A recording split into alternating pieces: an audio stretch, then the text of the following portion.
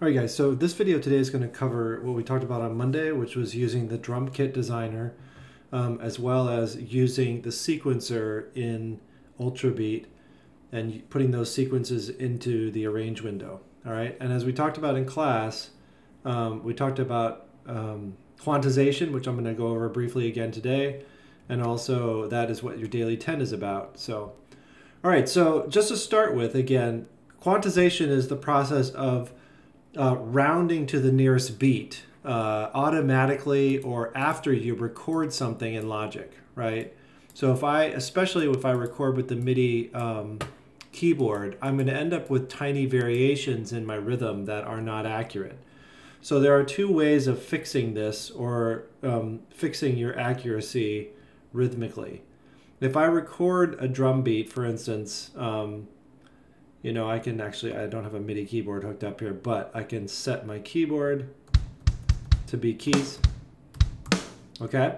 So if I wanted to record, for instance, a very small little drum beat, there's my hi-hat. Okay? So if I wanted to record that little drum beat, I'm going to do it by hand as opposed to entering the MIDI notes on the timeline, which is going to give me a different result. Okay, well, and I really recommend that you do this as much as you can, because it gives you the opportunity to kind of play with the keyboard, which is really fun, and it also just in general makes the music a little bit more intuitive and a little more hands-on, which I like. So let me record this.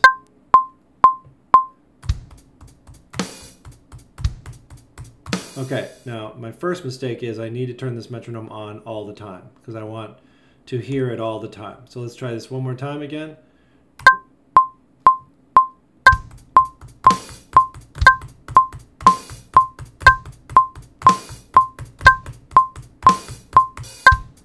Okay, so I have my drum beat now. If I let it play,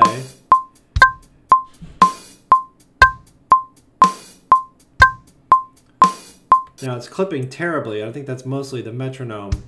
Yeah, I turn the metronome off. So I have the metronome settings actually. If you go to the metronome settings, you can crank up the pitch and the volume of this a lot if you want to change the intensity of the metronome, and that can be a really useful way actually of getting that beat into your head. So if you're not hearing the metronome well, it's one way of kind of making sure the metronome is making plenty of noise for you.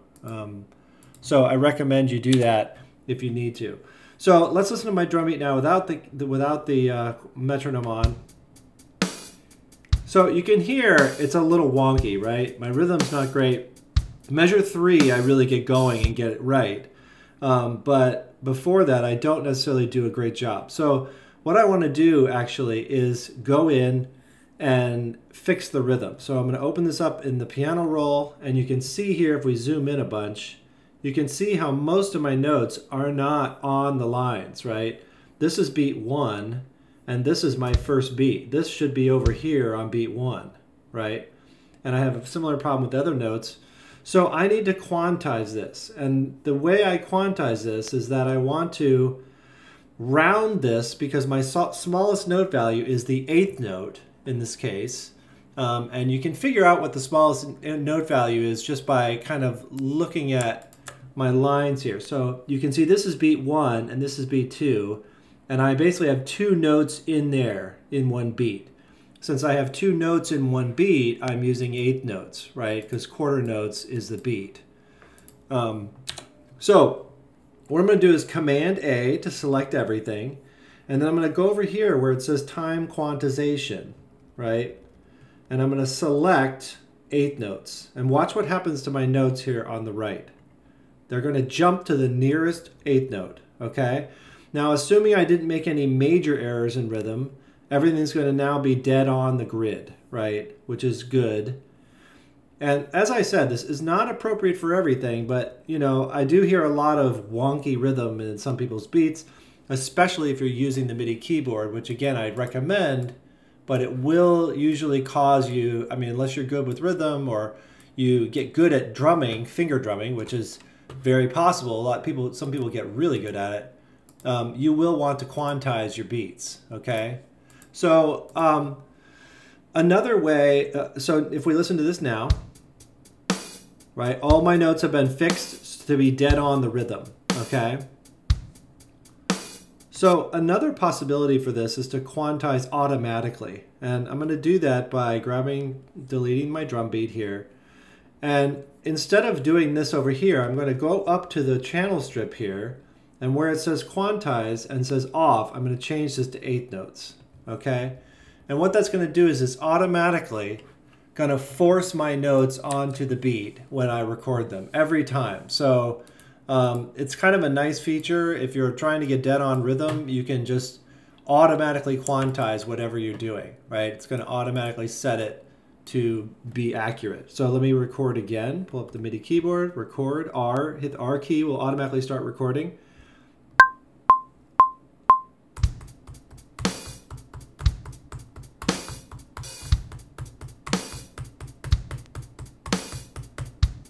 Okay, so, and again, I turned the metronome off, but we'll see if I did well enough to make it accurate. Okay, now if I pull this up, it looks like I did okay. So, you know, without that metronome playing, I have to hope that I'm staying in the rhythm, and usually, you know, you'll get away with it for 4 bars, but beyond that, you'll start to get off even more.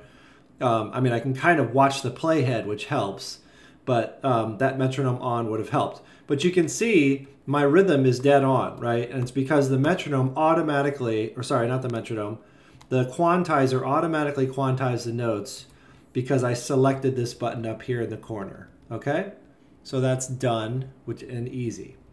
So again, remember the drum kit designer is just another drum kit that you can use. It has bunch of elements. You can just select these elements and other kits. So you can pull up these other kits. It's kind of funny, they have these little images, but I can choose different drums for certain things. And I can change the dampening. I can change snares. I can kind of change it up. So the idea with this, of course, is to mimic acoustic drums, right? I'm mimicking acoustic drums here, going for that natural sound of drums. And you know, you would use this if you were doing something that was trying to mimic drums, right? Or mimic an acoustic drum kit that somebody was playing by hand. Okay? So let's now talk about using the sequencer. All right, so I'm just going to delete this track and make a new track using UltraBeat. Okay, let's go down to UltraBeat, stereo, create. So in UltraBeat, there are several things that we talked about on Monday. One of them was using drag and drop samples, so that way I could drag my own audio files into the arrange window, or sorry, into the UltraBeat instrument and use them. We also talked about using the step sequencer inside UltraBeat to create a drum beat and to use it in the arrange window. So those are the things I'm going to cover today. So in UltraBeat, if I pull it up, right, this is the UltraBeat drum machine. The first thing I need to do is go in and select what's called drag and drop samples. And drag and drop samples sets up UltraBeat to allow me to drag audio files into it. All right. So I'm going to go to manual here at the top, go down to drum kits, and I'm going to go to the one called drag and drop samples right here. Drag and drop samples. So I click on this. And what that does actually is it gives me an empty, basically an empty template in UltraBeat. So all of these samples on the left here are empty. There's nothing in any of these notes, any of these sounds, it's empty. So remember, the two things I need to do is I need to select the drum sound or the designated note that I'm going to put the drum on, and then I have to drag and drop the sample into this window here, okay? And that is going to make my drag and drop samples work and give me a drum kit that's unique to whatever I put in there. So let's get started with that. So I'm going to select this first note. Now, as we have seen with every other drum kit, this bottom note, this bottom C down here is the kick drum, okay?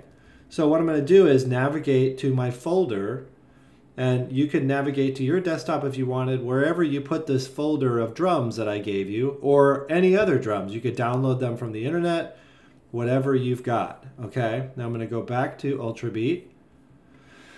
I have this first note selected, right? And so I'm going to go over here to my list here, go to kick 1.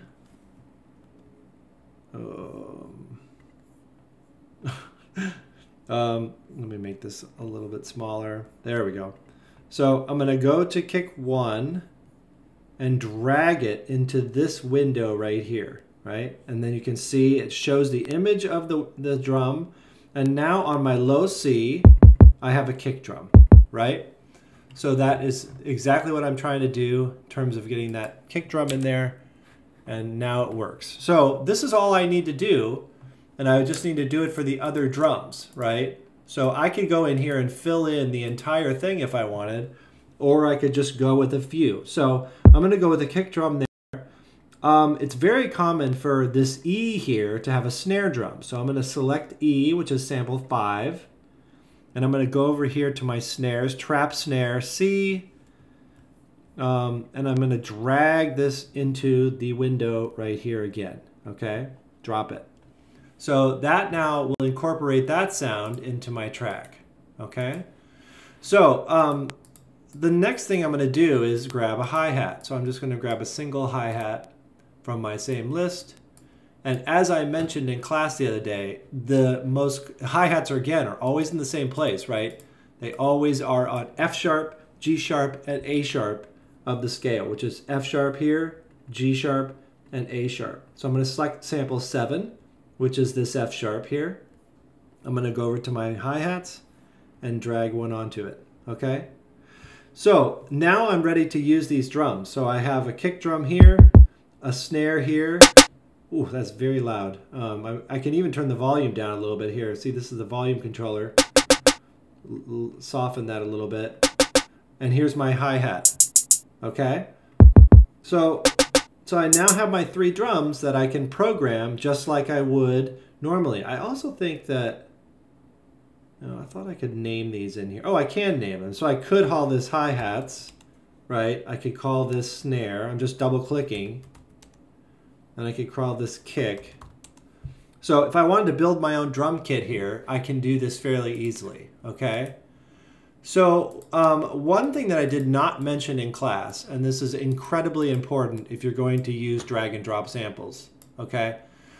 As you know, when we use audio files in our tracks, we always select the button when we save that says audio files. Well, now because we're using a custom UltraBeat version, I need to save this also, and I need to check this box here that says UltraBeat audio data, okay? If I do not check this box, those audio files are not going to be saved into my drum machine, right? They're not going to be saved into my drum kit.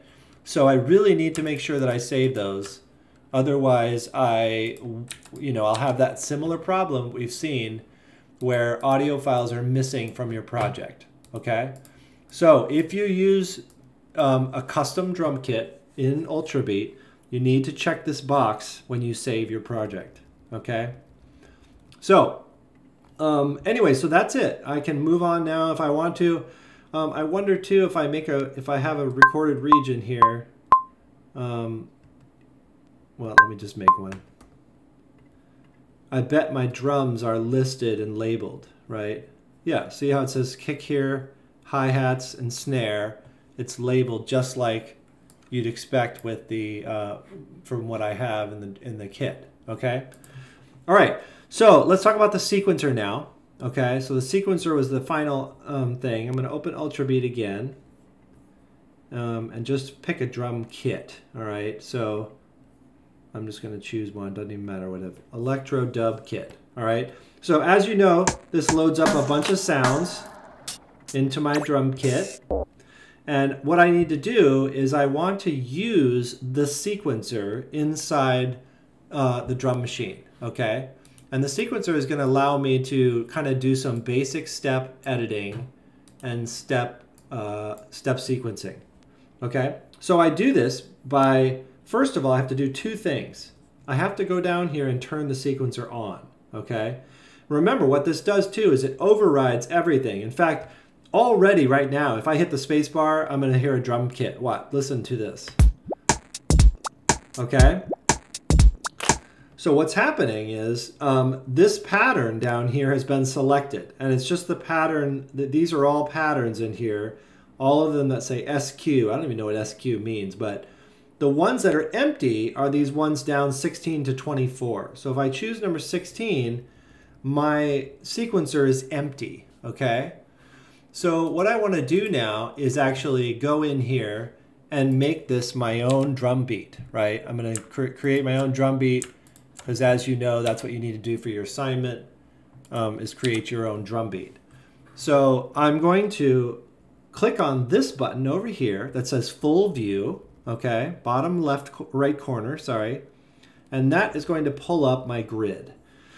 And the grid shows me, in this case, it's showing me 8th notes, I believe. Or no, I'm sorry, it's showing me 16th notes, because if I look down here, it says resolution 16, 1/16. If I change this, for instance, to 8 notes, you'll see the grid get smaller or bigger, and it'll be short. It actually doesn't change the actual grid. You just get more measures per line, okay? So now all I need to do is start clicking on this grid to add notes. And I can just click on these like this to add my kick drums, okay? And I can add snares or whatever, all these things that I want to add to my beat. It's not difficult. We're just adding drum beats in here. In some ways, you know, this is easier because you're not stuck. This grid is simpler, I think, than the arrange window, right? Or the MIDI piano roll. And so you might find it easier to work in this situation. That's why I'm giving you the option of doing this and just showing you how it works. So let's talk now about adding more drums. I'm going to add some. So right now I just have a kick drum, right? There we go. So let's put a clap here on every, where's that next one? Oops, wrong one. That one, 21. And that one. Okay, maybe I'll add a snare on top of that. Oh, not that snare, that's terrible. Let's try this one.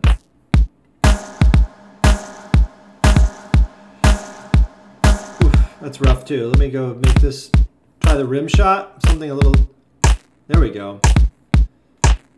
So anyway, so I have the sound, some sound now. And you know, here we'll go with the closed hi-hat also. I'll just throw this on here really quick. All 16th note hi-hats. And maybe I'll have a couple of open hi-hats on a couple of beats here. Sure, this works, right? Like this, maybe like that. Now we'll hear this.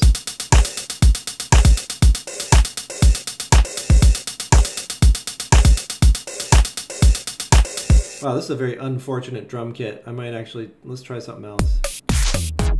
Oh, I just lost my beat. Anyways, whatever. I'm just going to use a stock beat. So the stock beat is playing now. If I go to full view, you can see the stock beat, right? This is one of the beats created by Logic, and it's automatically in there. Obviously, you're going to create your own beats, but this is where, I mean, just in case you're wondering what's happening here, the stock beat is just a prefab drum beat that is in the sequencer, right? So anyway, so you're going to create your own drum beat, but then I need to get this into the arrange window, right? So my drum beat right now is just playing in the sequencer. It's not playing out here on the arrange window. So if you remember from class, what I need to do is go down to this button that says pattern, okay? And you'll see if I mouse over it, it says drag to arrange window. And if I drag this out here and drop it, it will add the beat out here in the range window, okay? So that is the basics of how I would add this. And now what I need to do as well is that if I do not turn off the sequencer will run constantly, okay? And in fact, if I change drum beats to something else, it's going to play both of them at the same time. Okay, so right now it's playing both drum beats, the one that's on the arrange window and the one that's in the sequencer. So once I come up with a drum beat and I drop it in the arrange window, I need to turn off the sequencer, off, okay? Because now my drum beat is up here in the arrange where I want it. So I can now use it and I can make copies, I can edit it, okay? I can do whatever I plan to do with it. But now it's part of the arrange window and it's just way easier to use. And obviously you can't really arrange with the beat if it's kind of always playing, right? Now there is a way to use it in a kind of a generic way. I'm not even going to talk about how it works, but this is how I want you to use it if you're going to use this. And again, to say for the fourth time, please make your own drum beats, right? And you can do several things. You can go in here and select one of these and then empty it out, right? I can go in here and clear these notes out, make my own drum beat. Or I can go in, I can go down to one of these patterns that are empty, right? All of these that say, don't say SQ after them, okay? And those are gonna give me a blank template to work with. So if I wanna go back to the original view, I just click on this full view again, it goes back to the original view of UltraBeat, okay? So that is the basics of using this, all right? And hopefully that explains everything that we talked about in class. It also explains quantization, right? And, you know, we'll see what kind of drum beats you can come up with this week. Your assignment, as I mentioned and as I've posted, is to make a 16 to 32 bar little thing with drums in it, but to also use some other instruments. And I'm going to talk about some other techniques this week for making other rhythmic things in your tracks. Great. I will talk to you soon.